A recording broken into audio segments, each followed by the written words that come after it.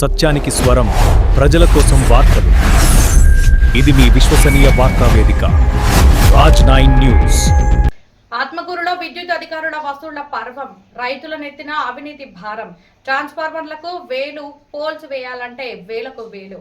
అధికారుల తీరుపై ఆగ్రహం. ఉచిత విద్యుత్ ముసుగులో నిలువు దోపిడీ. రూరల్ అధికారుల తీరుపై అన్నదాతల ఆవేదన. పేదల కన్నీళ్లతో సంపాదించాలా? విద్యుత్ శాఖ ఉన్నతాధికారులు స్పందించేదెప్పుడు? రెక్కాడితే గాని డొక్కాడని సామాన్య రైతులకు విద్యుత్ శాఖ అధికారులు కంటి మీద కొనుక్కు లేకుండా చేస్తున్నారు.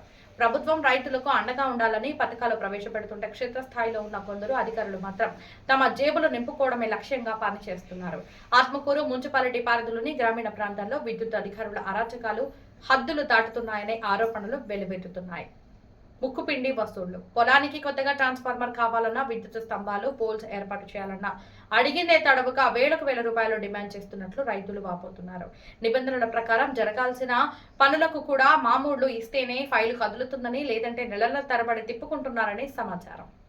ప్రశ్నిస్తే వేధింపులు. సాధారణంగా పట్టణ ప్రాంతాలకు, గ్రామీణ ప్రాంతాలకు వేర్వేరుగా అధికారులు బాధ్యతలు నిర్వహిస్తూ ఉంటారు. అయితే రూరల్ పరిధిలో పర్యవేక్షణ లోపాన్ని ఆసరాగా చేసుకుని కొందరు అధికారులు ఇష్టరాజ్యంగా వ్యవహరిస్తున్నారు. అప్పులు తెచ్చి సాగు చేసుకునే పేద రైతుల దగ్గర నుండి అందిన కాడికి దోచుకోవడం ఏంటని స్థానికులు ప్రశ్నిస్తున్నారు. కలెక్టర్ గారు స్పందించాలి.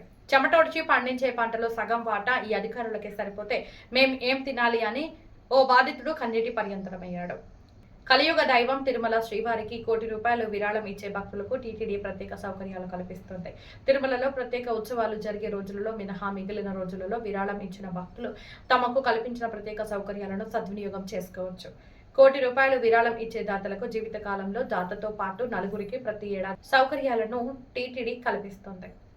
సంవత్సరంలో 3 రోజులు సుప్రభాత సేవ మరియు 3 రోజులు బ్రేక్ దర్శనం, 4 రోజుల పాటు సుపదం ప్రవేశ దర్శనం ద్వారా శ్రీవారి దర్శనం చేసుకోవచ్చు. వీటితో పాటు 10 పెద్ద లడ్డూలు, 20 చిన్న లడ్డూలు, దుప్పట్టా 1, రవికే 1, మహాప్రసాదం ప్యాకెట్లు 10, ఒక శారీ, వేద ఆశీర్వచనం వంటి సౌకర్యాలను పొందవచ్చు. వీటితో పాటుగా 3000 రుసుము విలువ చేసే వసతి గదుల సదుపాయం 3 రోజులు కల్పిస్తారు. అత్యవసర హెచ్చరిక జారీ చేయబడింది. ఏప్రిల్ 9 నుండి మే 31 వరకు ఉదయం 10 గంటల నుండి మధ్యాహ్నం 4 గంటల వరకు ఎవరూ బయటకు ప్రత్యేకంగా బహిరంగ ప్రదేశాలకు వెళ్లకూడదు. ఎందుకంటే ఉష్ణోగ్రత 45 డిగ్రీల నుండి 55 డిగ్రీల వరకు పెరగవచ్చని వాతావరణ శాఖ తెలిపింది. ఎవరికైనా శ్వాస తీసుకోవడంలో ఇబ్బంది లేదా అకస్మాత్తుగా అస్వస్థత కలిగితే వెంటనే డాక్టర్ను సంప్రదించండి. గాలి సరిగా వచ్చేలా గదుల తలుపులు తెరిచి ఉంచండి. మొబైల్ వినియోగాన్ని తగ్గించండి. అధిక వేడి కారణంగా మొబైల్ పేలే ప్రమాదం ఉంది. జాగ్రత్తగా ఉండండి మరియు ఈ సమాచారాన్ని ఇతరులకు తెలియజేయండి. పెరుగు, మజ్జిగ, బేల్ పండు రసం వంటి చల్లని పానీయాలను ఎక్కువగా తీసుకోండి. చాలా ముఖ్యమైన సమాచారం. పౌర రక్షణ విభాగం ప్రజలు మరియు నివాసితులకు క్రింది సూచనలు చేస్తోంది. రోజా వర్సెస్ షర్మిల ట్వీట్ వివాదం. షర్మిల కూటమి పార్టీలకు దత్తపుత్రికగా వ్యవహరిస్తున్నారని మాజీ మంత్రి రోజా ఎద్దేవా. షర్మిలకు జగన్ గురించి మాట్లాడే అర్హత లేదు. వైఎస్ గారికి నిజమైన వారసుడు మా జగన్ అన్నే. మాజీ మంత్రి వైసీపీ నేత రోజా. ప్రజా సమస్యల పరిష్కారమే ప్రభుత్వ ధ్యేయం. ఎమ్మెల్యే బుడ్డా రాజశేఖర్ రెడ్డి. ప్రజా సమస్యల పరిష్కారమే ప్రభుత్వ ధ్యేయమని శ్రీశైలం ఎమ్మెల్యే శ్రీ బుడ్డా రాజశేఖర్ రెడ్డి అన్నారు.